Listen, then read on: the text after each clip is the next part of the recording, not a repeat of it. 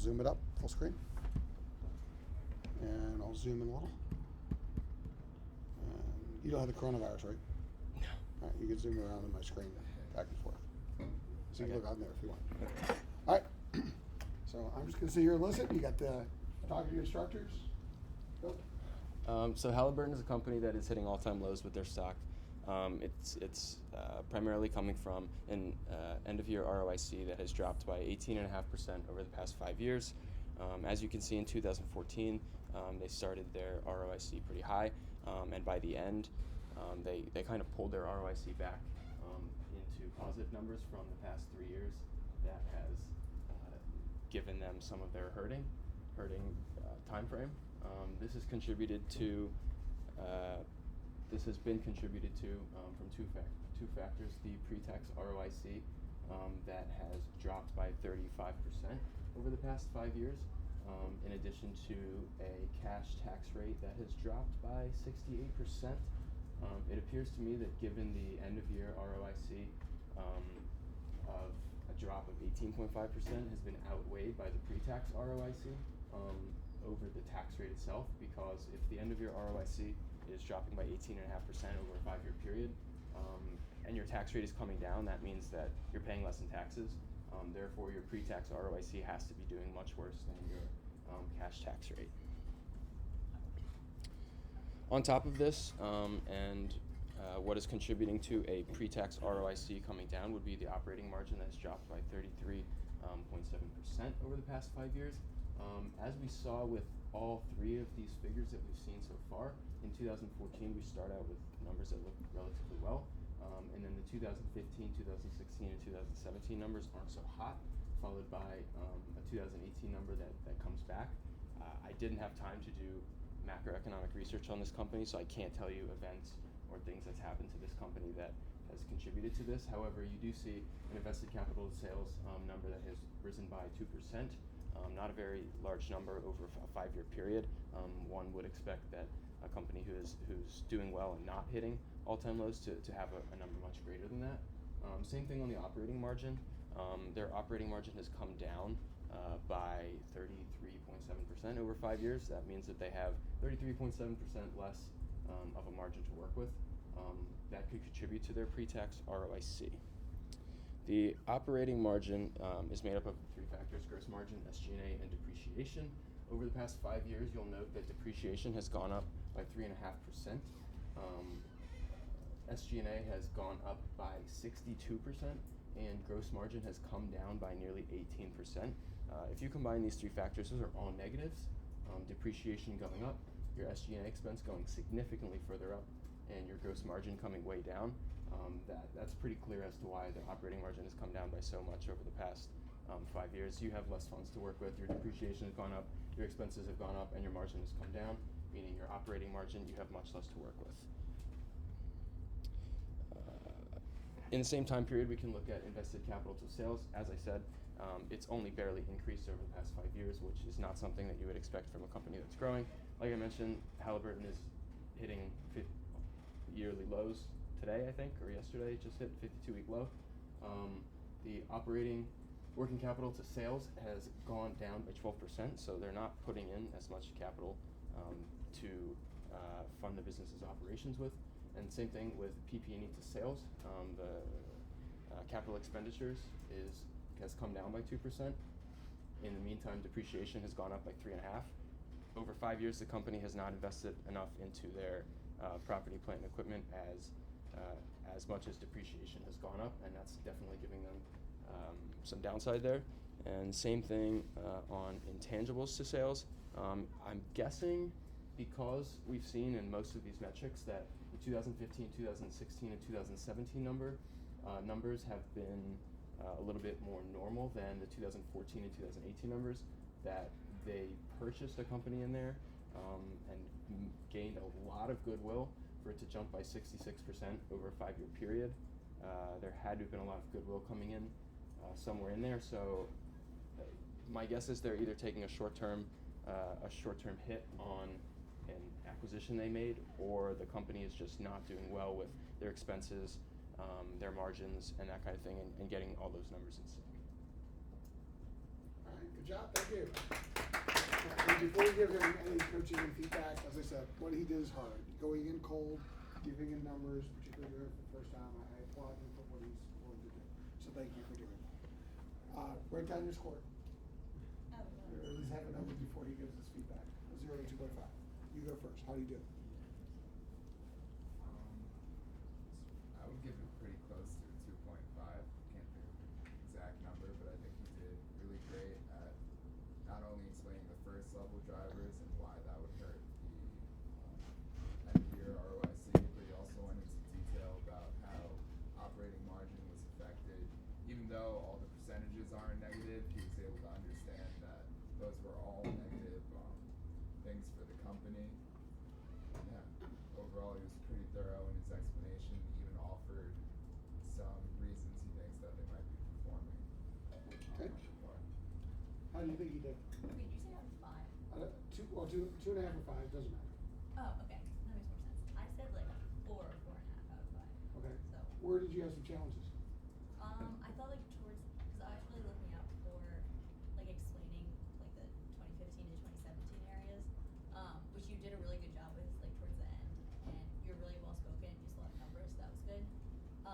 But I think like explaining more of those dips specifically in some of those like areas would be helpful. Like I said, it would be helpful to go on Google News and find Yeah. out what happened in that time period, but Which is exactly one of the points we're gonna make in a second. I had to make a guess on intangibles and Yeah. people. Absolutely. so. Any other challenges that you had? What challenge did I give you? I couldn't look at you. Or the. I actually did notice that. I did Yes. notice that. So thank you for doing it. You're welcome to sit down. Thank you for that. So, and interestingly, her score was lower because of that. I personally believe. So, I'll share with this, but I'll share with the other classes.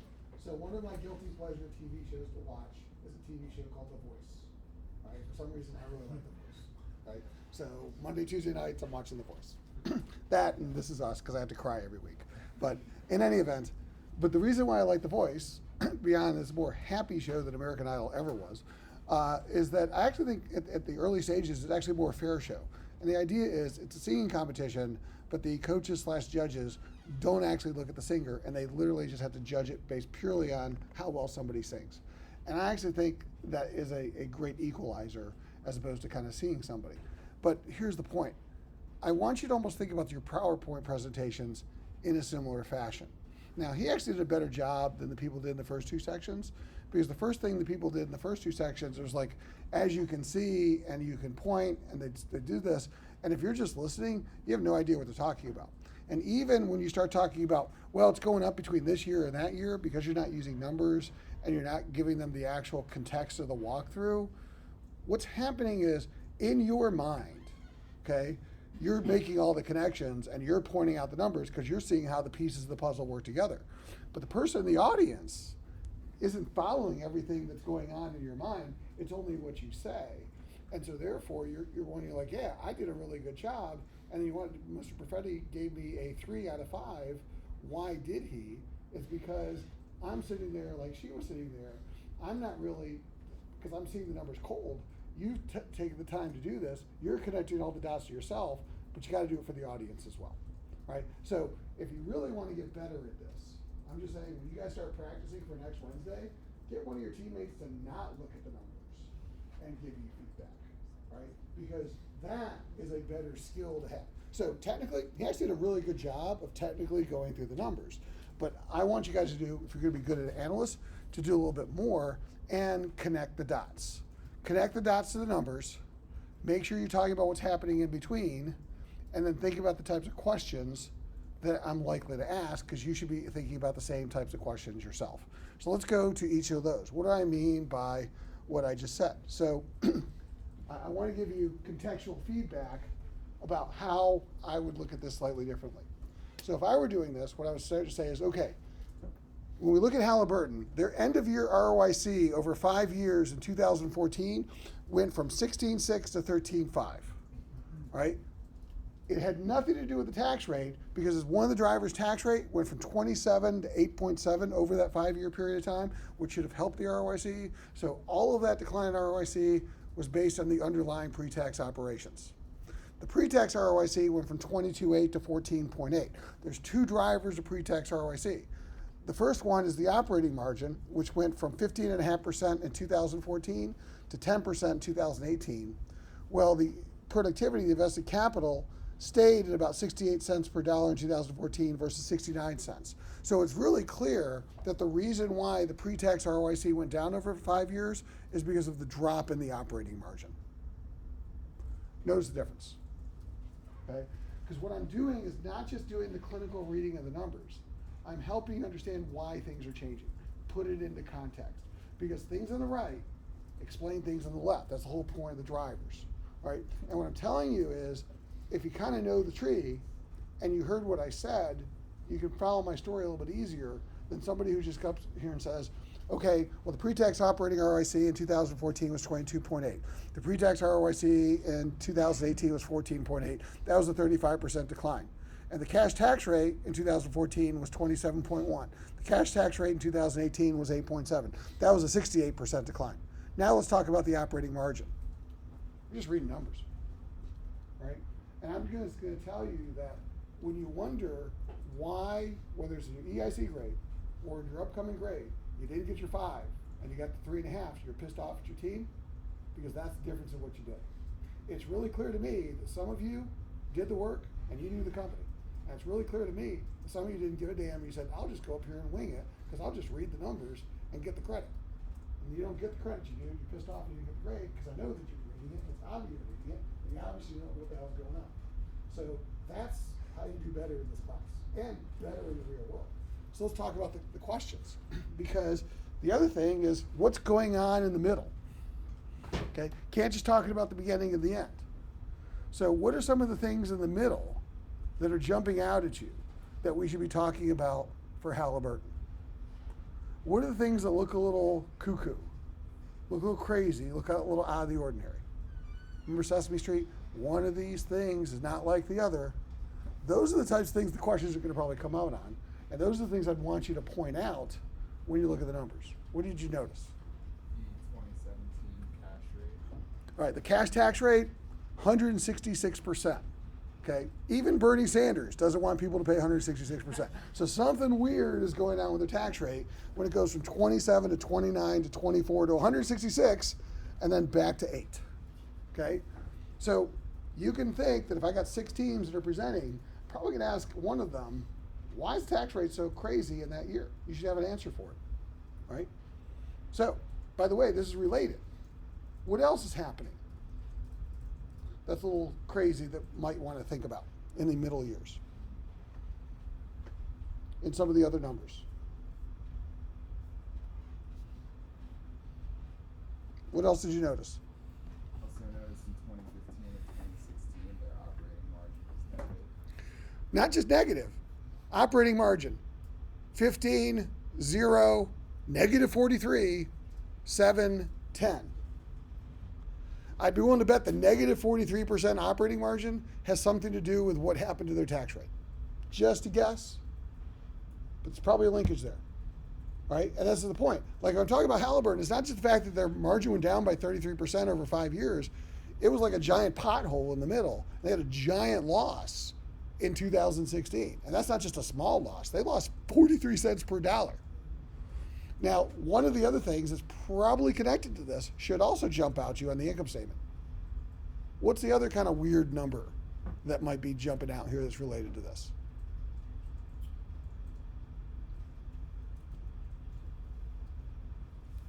SGA in 2016 is significantly higher than the other. 48%. SG&A. 111.4842. Okay, so it's the 48 cents per dollar in SG&A, which destroyed their operating margin of negative 43%, which is why the ROIC went to negative 45% pre-tax. Okay, so these are actually pretty related. Now, here's the point. He made a speculation, could have been an acquisition. Well, there, and you can see here, intangibles went from 10 to 15 and then back to 13. They might have bought somebody, but that doesn't seem big enough to dramatically change the SG&A and the operating margin that much. Not saying you can't buy somebody and then suddenly destroy your company, but Something just blew up on them. I think it's more than the acquisition. And this is what I mean. If you just do your clinical walkthrough and I ask you those questions, you're not going to have any idea. And I'm going to know you're not going to have any idea because that's the point. I should know this. This is pretty obvious we should talk about. By the way, there's one other thing that would jump out at me, and it has to do with the balance sheet. What's the other kind of weird thing that's going on in their balance sheet? What's the other trend? Yeah. Was it what I mentioned The PP&E spiked, but more importantly, the IC to sales. 68 to 69 over 5 years, but it went from 68 to 86 to 95 to 76 to 69. It bowed. So we got a pothole in the income statement, and we got a giant mountain on the balance sheet. And I can't attribute all that to an acquisition. So what's going on with Halliburton? This is where context matters. By the way, this is why I chose Caterpillar for group case 2. But let's think about this. When you've done this analysis, every number on here is a percentage of sales. Okay, you're doing a common size analysis, percentage of sales, right? And every company I've given you generally has sales that are pretty consistent. What happens if the company's sales aren't so consistent? I want you to go to Bloomberg. I want you to look up Halliburton. So go to HAL. And I want you to go to FA. And I want you to look at their revenue. During these 6 years, what do you notice? What are the revenues? What's the first year in our analysis? 2014. So what are the revenues for Halliburton?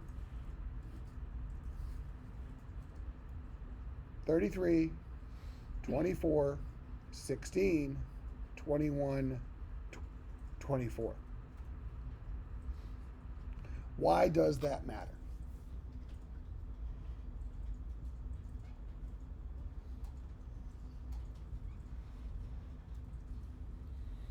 Why does what we're seeing about the revenue matter to the ROIC tree analysis that we did?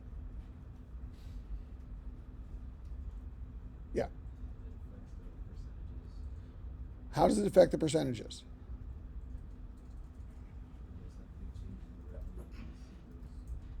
Okay. So his bias was, I saw a spike in invested capital to sales. It must be caused because the company spent a lot of money. What happened?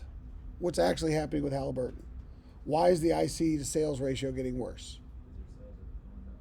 And what's happening to investment? Exactly. That's the key. So that's the problem. If our bias is just, every time we see a spike in investment capital sales, the company's spending more money. No. This is actually due to the fact that they got a bunch of assets and sales are collapsing. So they have still the same amount of assets and not selling anything. It means the productivity looks terrible. Oh, by the way, it's probably why they're losing money. Because basically I spend a lot of money to go hire a bunch of people and the sales are falling. I can't cut my SG&A fast enough in the short term because I expected to sell a bunch and I didn't. So let me go back to, who does Halliburton sell to? What's their description? Who are their customers? Energy and construction services to primarily the energy industry. So a big thing in the energy industry is the price, spell right, price of oil. And if I look at the price of oil, graph price, I'm going to go back to 2013. $100 barrel oil. By the end of 2015, oil went to 27. If you're the big oil companies and your oil price goes from 100 to 30, you think you want to go build a bunch of refineries and do a bunch of construction and exploration? No. So Halliburton sales evaporate. Halliburton was crushed because their customers were crushed by the price of oil dropping. Then the price of oil starts to rise and their revenue starts to rise. Here's an interesting feature. I think we can work this out. which is if I go to HAL, US Equity, and I go to GP, and I'll go to the same 2013, graph their share price. I think I can do this. Then what I'm going to do is for chart content, I'm going to add oil, and what I'm going to add is essentially oil prices, which I'm going to use here as the generic first oil crude commodity price, and I'm going to do this as an overlay. And what I want to show you is as the oil prices plummeted, their stock price plummeted. But what I really also care about is if I browse here and I go to fields, what I really want is sales. In this case, I'm going to use estimate for comparable sales, which is Bloomberg putting them into a year-by-year consistent formats, which is sales over time that are comparable year by year. Select. So I'm going to put sales revenue on this chart as well. So what I'm telling you is, as oil prices went down, their sales went down. As oil prices went up, their sales went up. The stock price is trading as well. This is the cyclical nature of the company.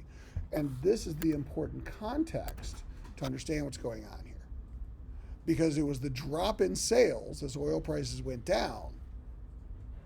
Investment didn't change. Sales went down. Productivity got worse. It was the drop in price of the oil which caused them to sales go down. I still spend a similar amount of SG&A. SG&A sales go up, lose money. That was the losses. By the way, in the middle of all of this, as we were doing this, they were actually going to merge with another company around the time that everything collapsed. The merger fell apart. Gee, I wonder why. Let's get married and go after the great oil industry. Oil's going down to $30 a barrel. Maybe it doesn't make sense to get married anymore. So we break up the acquisition, and therefore we're not going to do as well, or we don't make as much money in the acquisition. So what I'm telling you is you get some great context that helps you go understand what's going on.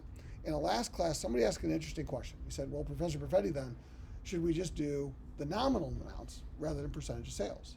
And I said, no, you're still doing percentage of sales, but you still got to be sensitive to the nominal amounts because magnitudes will change the percentage of sales. And heretofore, when we have looked at other companies, I chose easy companies because the sales were consistent. They're either consistent or consistently growing. So the percentage of sales was pretty easy to understand. Now I've given you a company where the sales aren't consistent.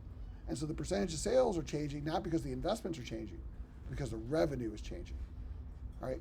So, by the way, on Caterpillar, you didn't take this into your class analysis, you're going to get a horrible score on Wednesday because you'll do the clinical analysis and it'll be clear to me that you have no idea why these numbers are changing.